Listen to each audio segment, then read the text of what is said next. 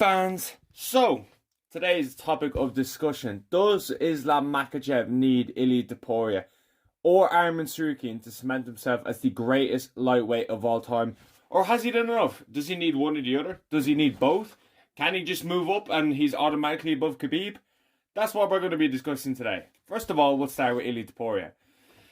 This is kind of like the mega fight that everyone kind of wants to see. A lot of people, and I have said this in the past, have said Ilia needs to fight. Ilia needs to fight Charles. Ilia needs to fight Arman. Ilia needs to fight somebody in order to gain that Makhachev fight. But as time goes on, I'm just kind of getting a little bit pissed off with how shit the fucking UFC is at the moment. Where I'm like, give me a mega fight. I don't give a fuck what it is. I don't care if it's Jones. I don't care if it's Ilia Islam. Give me one of them. Okay, give me one of them for International Fight Week or something like that. Just let me see an announcement so I can get hyped for something.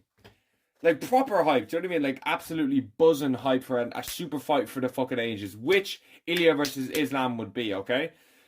I personally think Islam Makhachev would be just way too big for Ilia Topuria. I think he would finish Ilia Topuria, to be quite honest with you.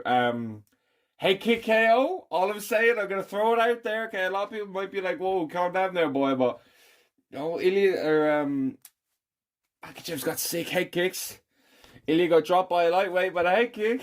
All I'm saying, that could be my official prediction, is a head kick KO. I've thought that for a while, but I think he'd be too big. Ilia said, I'm going to pick him up and choke him out in front of Khabib. You are going to do absolutely none of that. You're not going to be the bigger man in there, which Ilia isn't exactly not used to being, but there definitely is an advantage from being kind of like a Volk level featherweight to where you're definitely strong.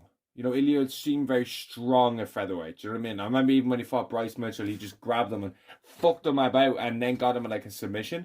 He won't be able to do that with these big boys at welterweight, especially Makhachev, who probably has like maximum 3 weight cuts left in him.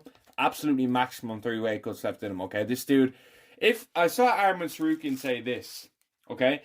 If he beats me, then he's just, or if he beats Topuria, then he's just kind of like done with the division. Or if he beats me, he's kind of done with the division. Sorry. No, this one says if he beats Topuria, people are going to say, oh, he just beat another featherweight. There's 2 reasons Arman Sarukian saying this. A, he actually genuinely thinks that people just be like, you just beat another featherweight, there's no point. Or B, he just wants to get that fight.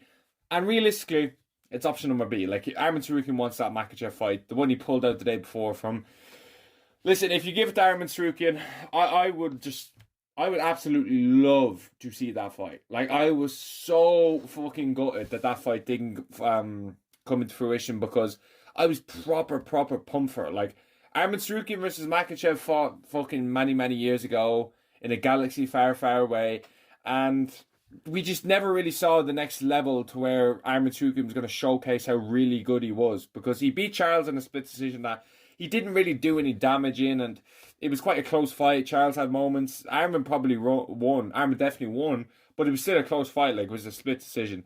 We didn't see that from Makhachev. And Arman had lost to Mateus Gamrot. I know that was years ago, but still, it's something to take into consideration. You know, a kind of similar opposition to where the scrambles were unbelievable in that fight. So I was really pumped to see it. Like, a lot of people were picking Arman Sarukian to pull off the upset. I was picking Makhachev because I don't see a fighter that can make 155 to where I'm like, okay, this dude's going to beat Makhachev. I'm just never going to not pick Makhachev from what he showed me. He just is the most complete fighter I've ever seen that's natural. John Jones. That's natural. Has never taken steroids. Hasn't failed 3 steroids tests. You know what I mean? It's nothing like that. He's one of the most natural fighters I've ever seen. That can do it everywhere. Submissions. His dart stroke is one of the best in UFC history. And Makhachev's resume so far stands. The big wins are Moicano, Poirier, Volkanovski twice, and Charles Oliveira. I feel like if Khabib had the same wins Makhachev had, I think people would be saying, hands down, there's no one close to being the GOAT. No one that's going to come close to Khabib because he's the GOAT. I do think it's a little bit different, the fact that it's Makhachev. I'll be quite honest with you. Like, I think if Khabib and Makhachev's resumes swapped, I genuinely think people would say, oh, Khabib's clearly the GOAT. But the fact that it's Khabib and he's undefeated and he had this McGregor level hype and stuff like that, let's not forget the Ally Quinta fight. Okay? Let's not forget the Ally Quinta fight. It took like a day's notice and he couldn't finish him. Okay, let's not forget that. Let's not forget Michael Jackson. What was it? Michael Johnson, sorry. Michael Jackson. Fucking hell, him with the Shimona. Oh my god. Michael Johnson. There we go. Michael Johnson rocked this dude badly, okay?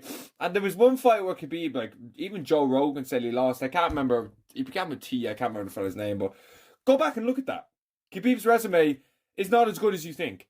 Yes, he was dominant towards the end of his career, but he wasn't always that dominant, okay? Like, he had a massive padded record as well. Like, he was like fighting people. He was like 14-0 fighting people making their debuts and all that. You know what I mean? So it's really, really, really sketchy, Khabib's record, if you really look into it. Don't look at the 29-0 and think, wow. Don't do that.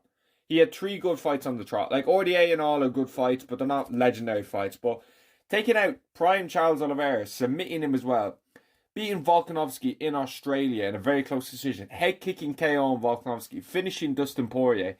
He picked up a nice little, like, kind of decent wins as well throughout the way, like a finishing Dan Hooker, finishing Drew Dober, Thiago Moises. Like, these are fucking good wins. Bobby Green, that's a fucking insane resume. And I know, listen, there's a lot of questions. Moicano was short notice, Bobby Green was short notice, Dan Hooker was short notice, Volkanovski won with short notice. There's a common thread here. People are pulling out against Makhachev. Makhachev is signing to fight these boys, okay? He was meant to be fighting RDA, I think, on that Abu Dhabi card that Dan Hooker took the fight on. I believe that's who he was fighting. That he was meant to be fighting Charles Oliveira, he pulled out. He was meant to fight Arman Tsarukyan, he pulled out. People are pulling out against Makhachev. There's nothing this dude can do. Like, he's just fighting anyone that he can at this point.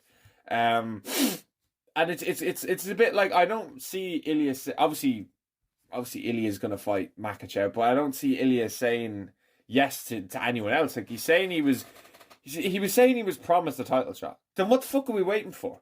If the UFC sat him down and say, you are fighting for the belt, why don't we have an announcement?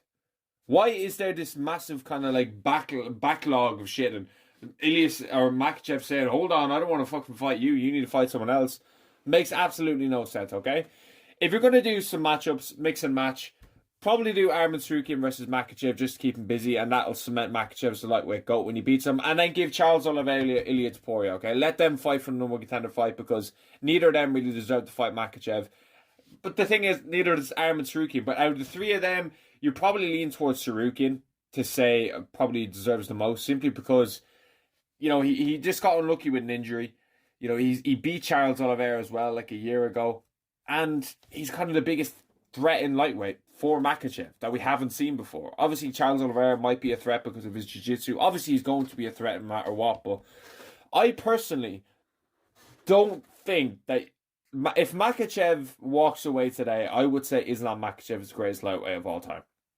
I would say it. But I think if you're picking up an Ilia Topuria win, then you're talking about being the greatest fighter of all time. I would love to put Islam Makhachev as the GOAT of our sport.